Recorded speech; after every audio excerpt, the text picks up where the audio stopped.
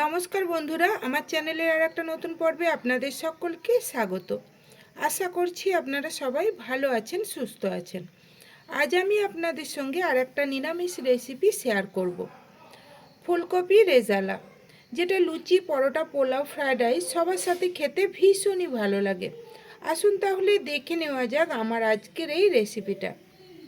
ফুলকপি রেজালা বানানোর জন্য একটা মিডিয়াম সাইজের ফুলকপিকে এইভাবে কেটে নিয়েছি, একটু বড় সাইজ করে, যাতে ফুলকপিটা ঘেঁটে না যায় আর ডাঁটাগুলো যাতে ভালোভাবে সিদ্ধ হয়ে যায় তার জন্য একটু চিড়ে নিয়েছি।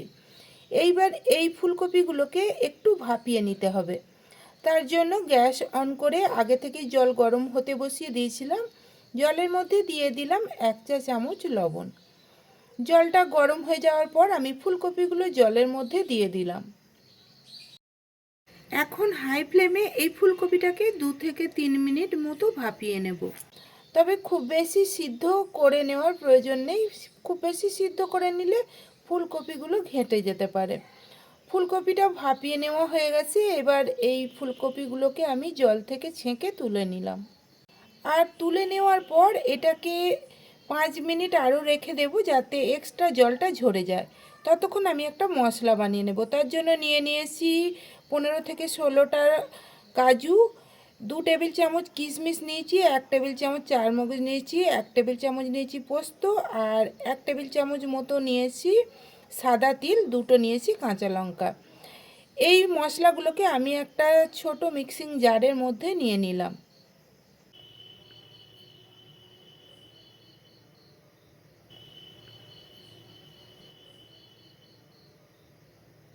এর মধ্যে দিয়ে দিলাম 3 টেবিল চামচ টক দই। টক দইয়ের পরিমাণটা আপনারা আরেকটু বাড়িয়েও দিতে পারেন, কোনো অসুবিধা নেই। তারপরে এর একটা মিহি পেস্ট বানিয়ে নিয়েছি।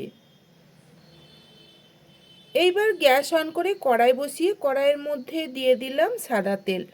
3 থেকে 4 টেবিল চামচ মতো সাদা তেল আমি এতে দিয়েছি। তেল গরম হয়ে গেলে ফুলকপিগুলোকে আমি তেলের মধ্যে দিয়ে দিলাম। এখন গ্যাসের ফ্লেমটাকে লো টু মিডিয়ামে রেখে ফুলকপিগুলোকে হালকা ভেজে নিতে হবে।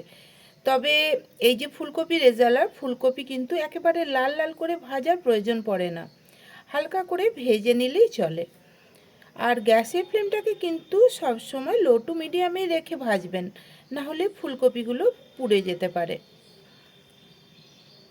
মোটামুটি 3 থেকে 4 মিনিট লো টু মিডিয়াম ফ্লেমে ভেজে নেওয়ার পর দেখুন ফুলকপিগুলো ভাজা হয়ে গেছে আর ফুলকপির গায়ে একটা সুন্দর রং এসে গেছে। এগুলোকে আমি তেল থেকে তুলে নিলাম। তারপরেই ওই তেলের মধ্যেই দিয়ে দিলাম 1 টেবিল চামচ গাওয়া ঘি। ঘি মেল্ট হয়ে গেলে আমি এর মধ্যে ফোড়নে দিয়ে দেব কিছু গোটা গরম মশলা। নিয়ে নিয়েছি 4টে ছোটো এলাচ, 2 টুকরো ডালচিনি, 8 থেকে 9টা নিয়েছি লবঙ্গ, 10-12টা গোলমরিচ নিয়েছি, সামান্য একটু জয়িত্রী নিয়েছি আর 2টো শুকনো লঙ্কা। এই গরম মশলাগুলোকে 30 থেকে 40 সেকেন্ড মতো ভেজে নেব, যাতে এর থেকে একটা সুন্দর গন্ধ বের হয়। তারপরে এর মধ্যে আমি যে মশলার পেস্টটা রেডি করে রেখেছিলাম সেটাকে অ্যাড করলাম।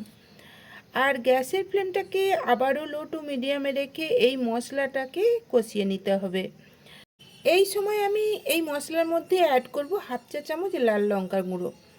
আপনারা যদি ঝাল বেশি পছন্দ না করেন তাহলে লাল লঙ্কার গুঁড়োটা স্কিপ করতে পারবেন, কেননা আগে থেকেই কাঁচা লঙ্কা দেওয়া আছে। আর দিয়ে দিয়েছি 1/2 চা চামচ লবণ আর 1 চা চামচ চিনি। মিক্সির বাটিটা ধুয়ে সামান্য একটু জল অ্যাড করার পর লো টু মিডিয়াম ফ্লেমে মশলাটাকে কষিয়ে নেব, যতক্ষণে না মশলা থেকে তেল আলাদা হয়ে যাচ্ছে। আর এই মশলার মধ্যে চিনিটা অবশ্যই দেবেন, যেহেতু টক দই দেওয়া আছে। দেখুন মশলাটা কষানো হয়ে গেছে আর মশলা থেকে তেল আলাদা হয়ে গেছে। এইবার আমি এই মশলার মধ্যে ভেজে রাখা ফুলকপিটা দিয়ে দিলাম।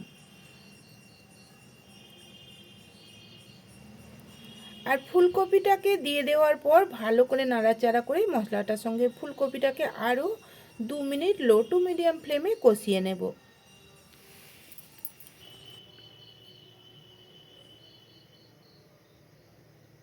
ফুলকপিটাকে মশলার সঙ্গে 2 মিনিট কষিয়ে নেওয়ার পর আমি এর মধ্যে অ্যাড করলাম 1 কাপ গরম জল। গরম জল অবশ্যই দেবেন, না হলে কিন্তু তরকারির টেস্ট নষ্ট হয়ে যেতে পারে। আর খুব বেশি জলও দেবেন না, কেননা এই ফুলকপির রেজালায় খুব বেশি গ্রেভি থাকে না। এখন গ্যাসের ফ্লেমটাকে মিডিয়ামে রেখে এই ফুলকপিটাকে আরও 2 মিনিট রান্না হতে দেব, যাতে ফুলকপিটা খুব ভালোভাবে সিদ্ধ হয়ে যায়।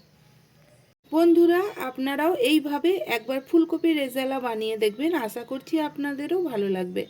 যদি রেসিপিটা ভালো লাগে বন্ধুবান্ধব আত্মীয় পরিজনদের মধ্যে শেয়ার করে দেবেন। ফুলকপিটাকে 2 মিনিট মতো রান্না করে নেওয়ার পর আমি এর মধ্যে দিয়ে দিলাম 1 চা চামচ গোলাপ জল, 1 চা চামচ দিয়ে দিলাম কেওড়া জল, আর সামান্য একটু দিয়ে দিলাম গরম মশলা, শাহি গরম মশলা গুঁড়ো। তবে আপনাদের কাছে শাহি গরম মশলা গুঁড়ো না থাকলে নর্মাল গরম মশলা গুঁড়োও দিতে পারেন। সব কিছুকে আবারও ভালো করে মিশিয়ে নিলাম। তারপরে আবারও 15 থেকে 20 সেকেন্ড মতোটাকে রান্না করে নেওয়ার পর আমি গ্যাস অফ করে দিলাম। এখন ঢাকা দিয়ে 15 মিনিট দিলাম স্ট্যান্ডিং টাইম। 15 মিনিট পর ফিরে এলাম। ফুলকপি রেজালা একেবারে রেডি হয়ে গেছে। এবার এটাকে আমি গরম গরম সার্ভ করব। তাহলে বন্ধুরা, কেমন লাগলো আমার আজকের এই রেসিপিটা? যদি ভালো লাগে বাড়িতে অবশ্যই বানিয়ে দেখবেন। বাড়িতে বানিয়ে থাকলে কমেন্টে আমাকে জানাবেন কেমন হয়েছিল। রেসিপি ভালো লাগলে লাইক করে বন্ধুবান্ধবদের মধ্যে শেয়ার করে দেবেন। আর আমার চ্যানেলটা প্লিজ সাবস্ক্রাইব করে দিয়ে পাশে থাকা বেল নোটিফিকেশান অল করে রাখবেন, যাতে আমার রান্নার আপডেট সবার প্রথমে আপনাদের কাছে পৌঁছে যায়। সবাই ভালো থাকবেন, সুস্থ থাকবেন। ধন্যবাদ।